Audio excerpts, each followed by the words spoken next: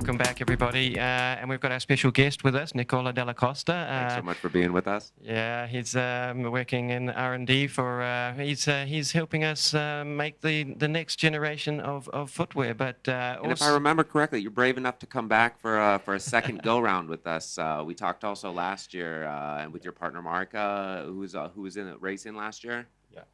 Yeah, welcome, Nicola. Don't worry, folks, if you see him a little bit nervous because he's on the start line tonight as well. So maybe has that face that we were talking about earlier, thinking about what was going to happen this evening. Yeah, that nervous anticipation. But yeah, Nicola, how do you feel this morning? Good morning, everybody, and good morning, Jono and Walter. Thank you for having me here. Yeah, pretty nervous because I'm on the starting line of the 120 tonight. Is this your first time doing the 120? Not really. It's my fourth time. Ah, really? Yeah. A veteran of the trail. Yeah, I'm a kind of veteran of this race. Yeah, I did the race last year, and I achieved the goal of 19 hours. So let's see what happened this year. Because are you hoping? Do you have a number in your head that you're hoping for? Do you want to keep that to yourself? Yeah, I prefer. Let's say slightly better than last year. How's that? Yeah, let's say slightly better. 1859. Yeah, wow. My personal best is actually 1851. So. That's awesome. That is awesome. That's fantastic. And the thing that blew me away with Nicola this morning, he showed me his splits from last year. And when was the previous time you ran? 2021. 2021. So 2021 and 2024. And some of the splits were incredible. How close they were between those 3 years. So tell us about was it Val Travananza when you're well into the race at that point. What are we about the 90? Is it about the 90-kilometer point when you come into Val Travananza, more or less? Yeah, because Colgalina is 92 kilometers, so in Val Travananza we are around 86 to 92, and yeah, let's see, because the weather condition, the forecast is pretty good, but unfortunately, I will run Travananzas in midday, so probably the most hit part of the day.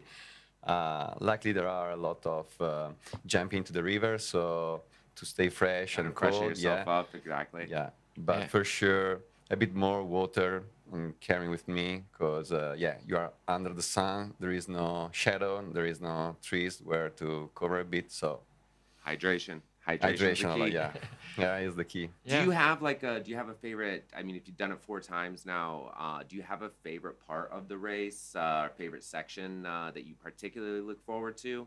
And is there a part of the race that is more difficult that maybe you don't look forward to quite as much as the rest of it?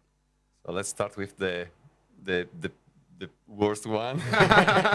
The nightmare part. Yeah, the nightmare. The nightmare for me is from Malga Travananzas to Col dei Boss, because it's the last part of Val Travananzas.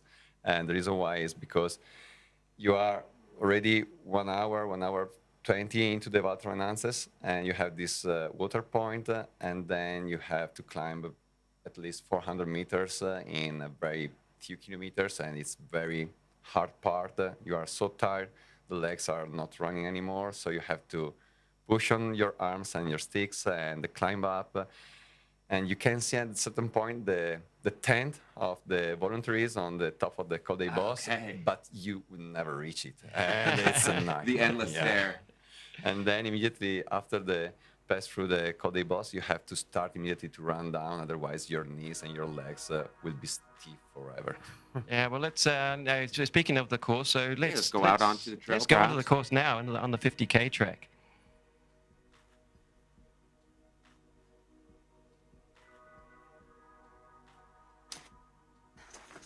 Good morning, La Sportiva Radio. Here we are, almost 1 hour into the 50K and almost 500 of meter of elevation gain. The mood is good, the weather is good, the landscapes are good. I don't know if I'm for real taking to the shot the mountains, but I can assure they're really nice. Say hi for the La Sportiva Radio. Hi. Ciao. Okay, let's go.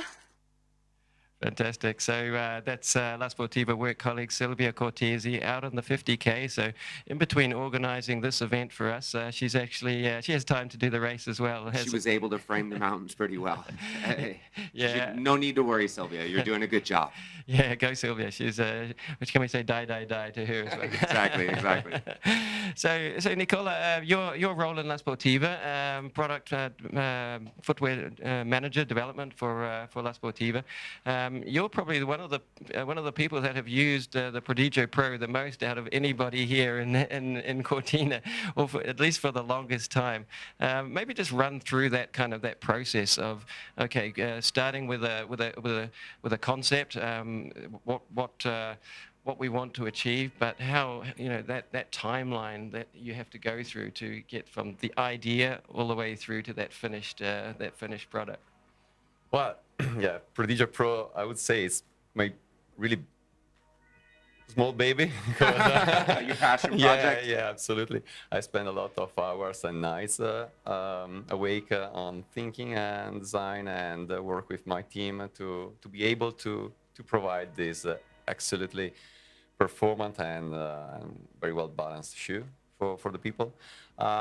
We start with the concept to have a very great super shoes for best performance and oriented for the elite runners.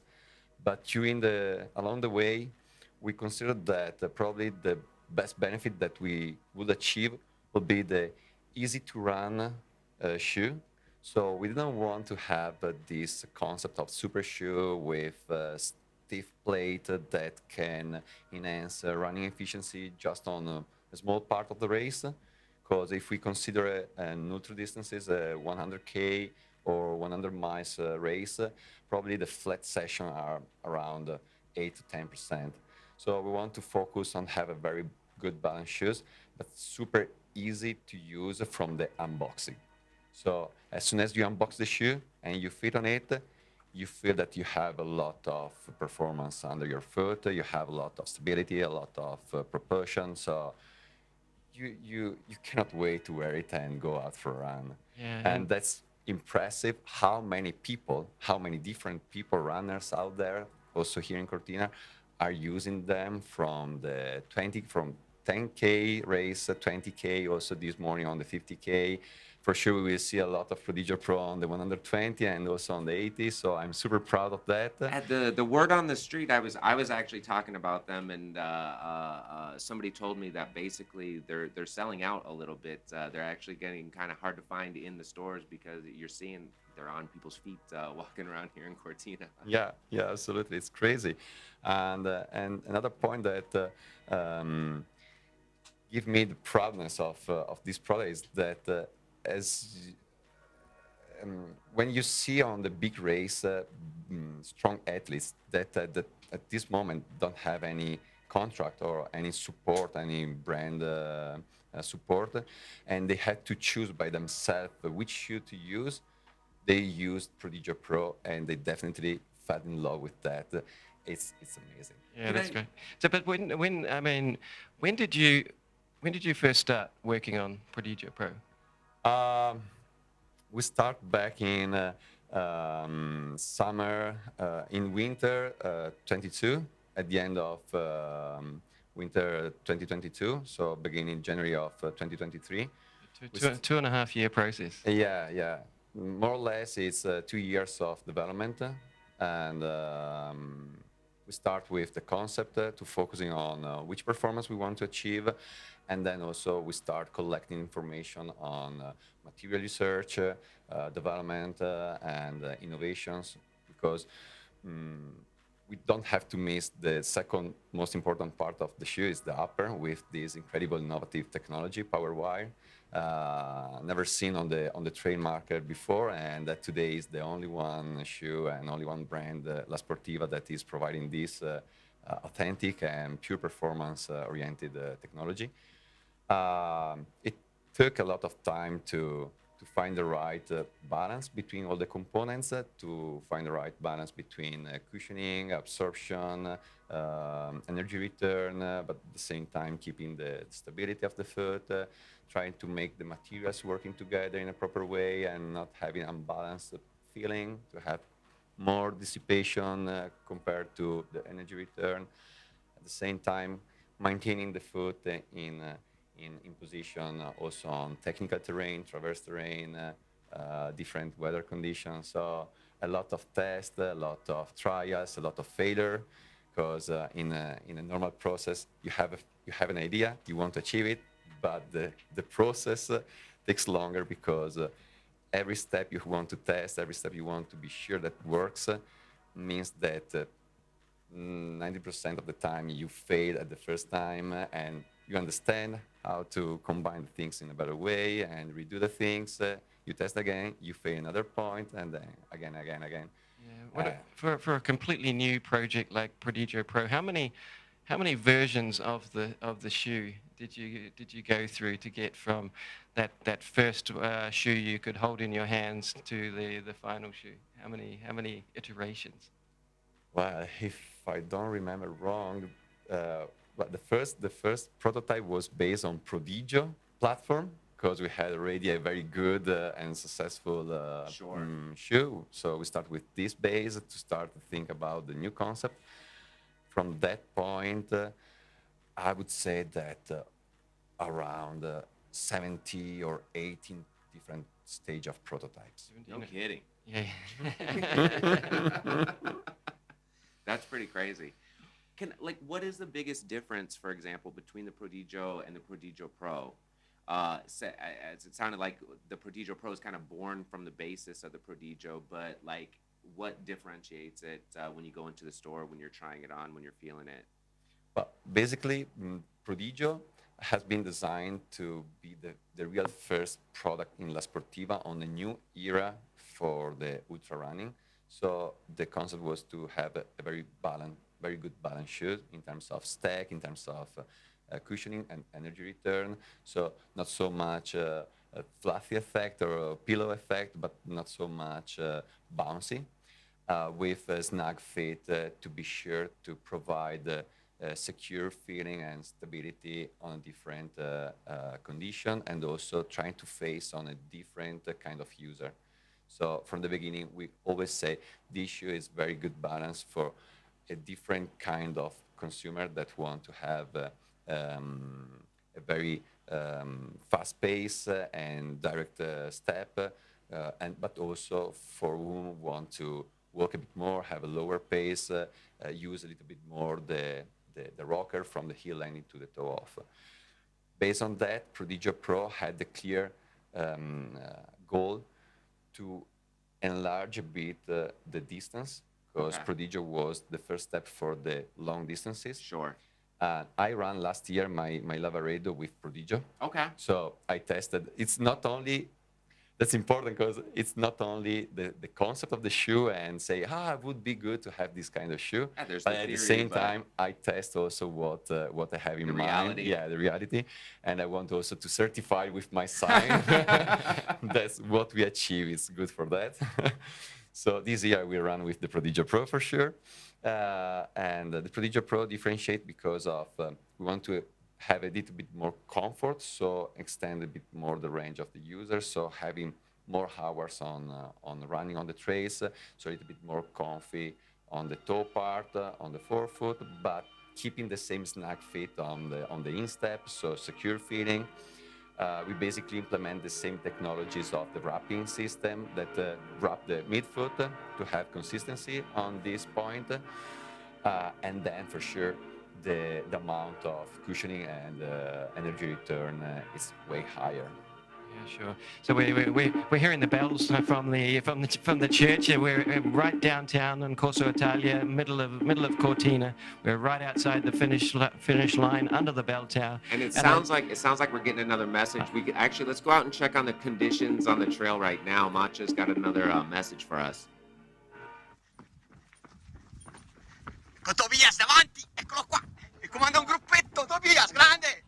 Via. Grande. Allora, Come va? qua sono con la signora Marco e con Paolo Riva. E con Paolo Riva? Ecco qua, il grande Paolo Riva. Buona gara ragazzi, Via, avanti. Grandi. Eccoli qua. E via verso la Valtravananzes anche per loro. Oh, that's fantastic! Marcher out there giving support to everybody out on the track, and it's such a big deal to get just to get that extra little bit of bit of support out there, and it gives everybody when you're in a race like that, it gives you such a lift. And we saw some of our La Sportiva colleagues just getting a bit of extra support from Marcher out there, but it really does. It gives you a lift, doesn't it? And for you, Nicola, you're going to have plenty of support out there tonight and tomorrow morning. Tell us about your crew. Yeah, my crew is on the way. They are arriving here in Cortina this morning. My wife, Marika, and my daughters, Vita and Luce. Awesome. Yeah.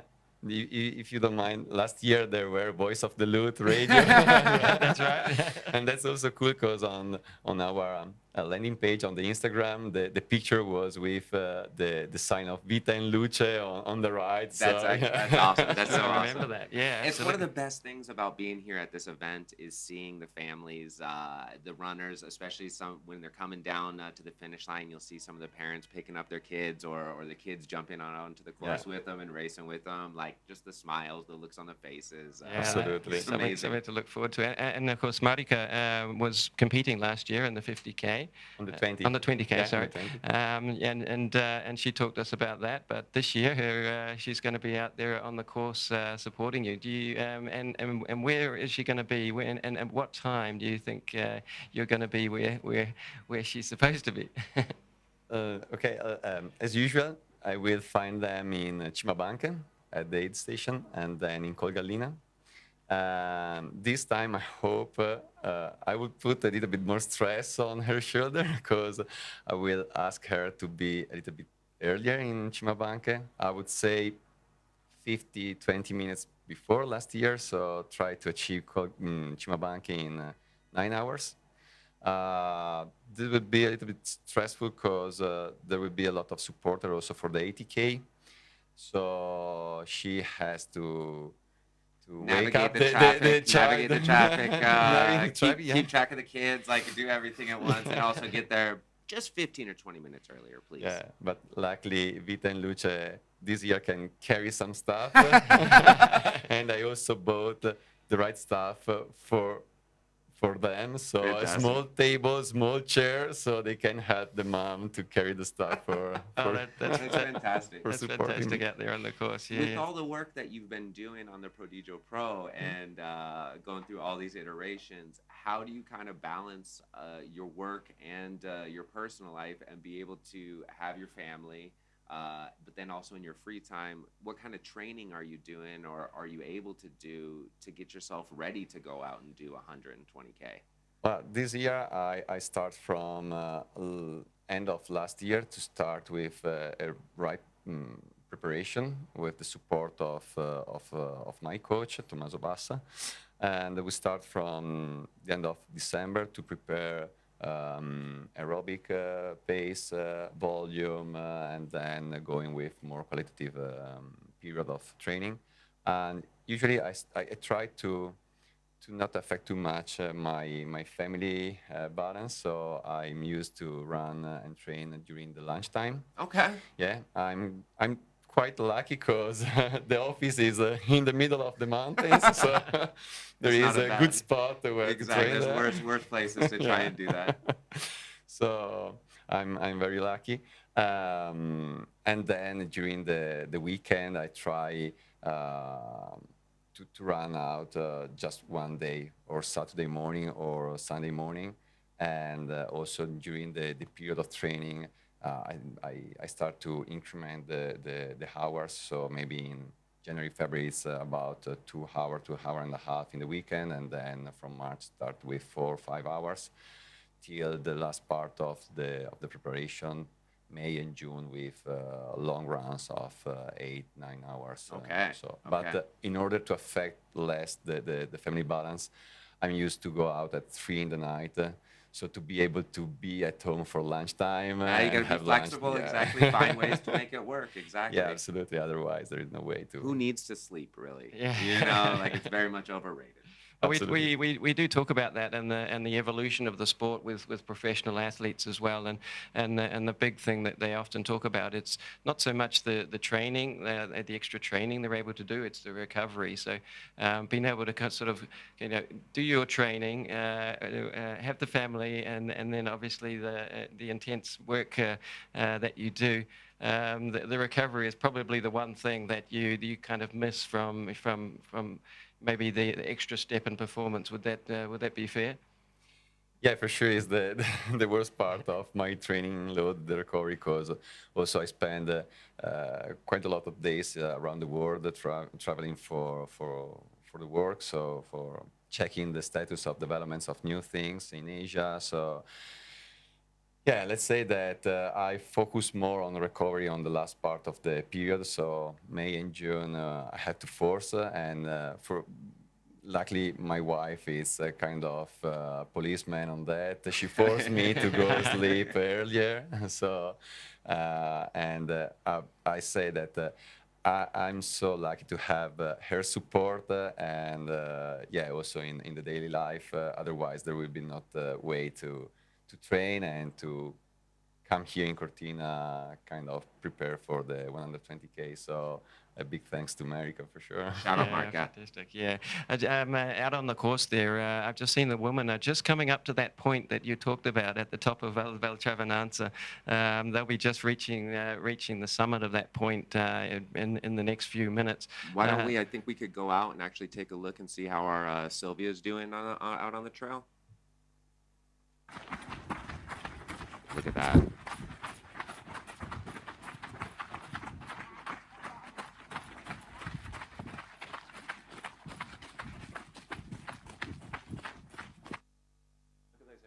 Wow, those are fantastic images out there on the course, and I think that's probably sums up what really fascinates people about coming to this race. It's really incredibly popular race. Probably the 50K distance is probably the most popular distance. It's sort of it's a distance which people can kind of aspire to and work towards, but still very doable for a large number of runners out there. But those images of the classic Dolomite Mountains, I think, is what Amazing. brings people here for sure. For sure, and I know the men will be coming down to Colgalina shortly, so we're going to hear some updates from we got Anton Krupicki out there on the course giving us some updates. Look forward to hearing from him. Yeah, that's going to be super fun, and don't forget today 11 a.m. There's the community run leaving from the La Sportiva store. The run will go out onto the 50K course and watch the front runners coming in. In fact, they should be like going out exactly as the leaders. If Francesco Pupi, Luca Del Pero, and Alex Oberbacher keep their pace up, they should be coming in just about then. Yeah, exactly. Same leaderboard that we kind of have had so far. We'll see as it changes up the next time. Yeah, or we're if it changes going to up. get the next update at Colgalina as they go through the timing mat, and so the classification could change because there's quite a big gap between that timing point in Val Travananza compared to the timing mat in Colgalina, and as Nicola said, I think also in the 50K that is an absolutely crucial. That's a key point because it's such a long climb, and if you're strong, that's where you'll probably make the difference and get away on the course. So it's going to be fun to see them come through Colgalina pretty soon. I was asking Jono earlier if he had any like lucky charms or any things that he always did before a big race or something that maybe he would wear or some gear that he would take with him. Do you have anything, any lucky charms or something special that just for maybe good luck that you'll have with you or do on race day? I would say my race suit, all the race suit is my lucky charm. I'm not yeah, I'm not used to run with the latest cool things, cool T-shirt or pants.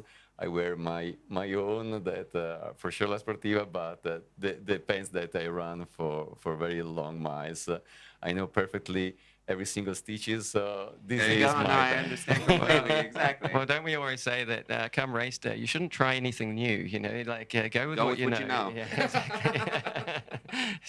So if it works, yeah, absolutely, absolutely. But to kind of close on your work with La Sportiva, so the 2-year development process you go through, the first concept idea, the first prototypes, all of the testing, the field testing, which I am also involved with together with Nicola and the team. So it's a small but really professional team that we use. A lot of testing out in the mountains, but also scientific testing out on the field as well. What then happens? Okay, the shoe is presented, it goes onto the market. Is that the end of it? Then you can say, okay, goodbye and good luck, or is there still work to do?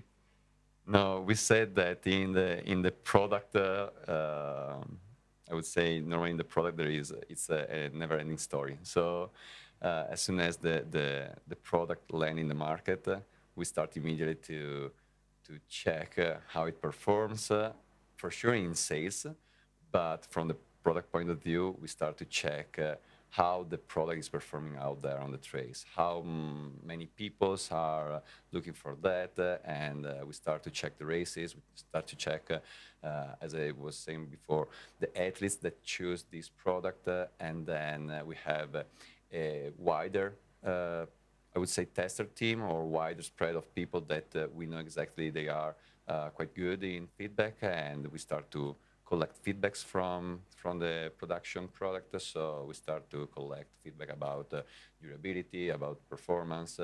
We check the status between the different production batch, if there is any slightly change during the process to fine tune everything, and then for sure this is the first big base for the next step of development. I would say in most of the case. Yeah, never-ending process. Can you tell us anything about? Is there anything coming that Anything, that we can any surprise, any spoilers that you can send or give to us today? get some secrets on the Prodigio series? Is there anything new coming out that you can tell us about?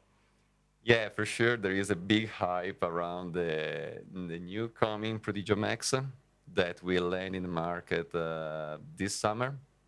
For the official launch will be during the UTMB, so the 1st of September.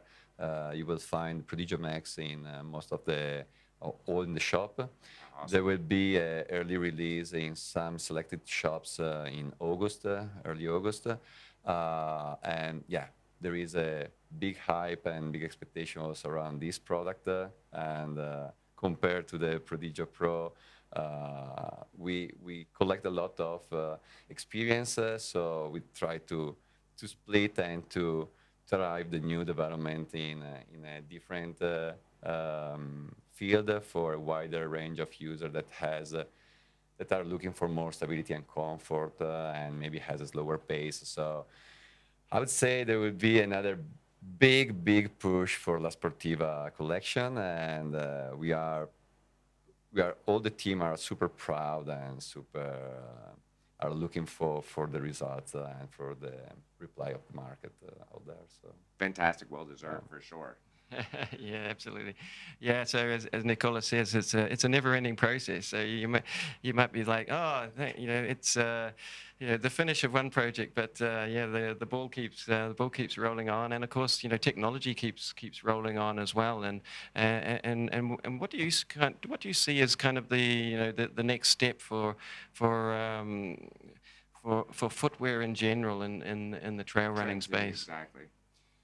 well, we clearly saw that the carbon or plated shoes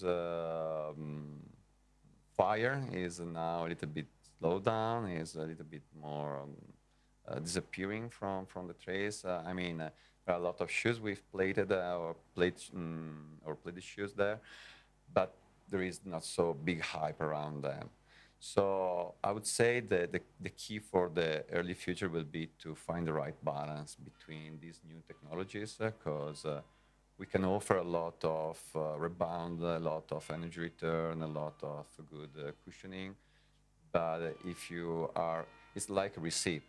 you can have a very good ingredients for a cake, but if you are not able to mix them in a proper way, you can have a Bake it at the very right, sublime temperature. final result. The or best very ingredients, but yeah, exactly. result. Yeah, 100% true. that's a really good. That's a really good way to think about it. Yeah, it's the coming together of the best ingredients you can find, but it's how you put them together that really makes the difference. So, shall we let Nicola prepare for his race and Exactly, relax a little exactly. bit yeah, and good luck tonight, Nicola. 11 Thank you. o'clock And start. Bocca Lupo, good luck, man. Thank you. Yeah, Thank you. yeah, and yeah, we'll be cheering for you out on the track there. So good luck for you, Marika, and the kids. Thank you very much. It's always a pleasure to be here in Cortina and to be here in the radio with you guys. Thank you very much for the invitation, and let's see on the trace tonight or tomorrow morning. Yeah, well, we've got one more job for you today. So for all our guests, we take a photo and we hang them here on the wall. Our wall is starting to fill up with our guest photos, so we'll ask you to have a photo with us, and For sure. Okay, we'll see you out there tonight. Thank you. Thank you.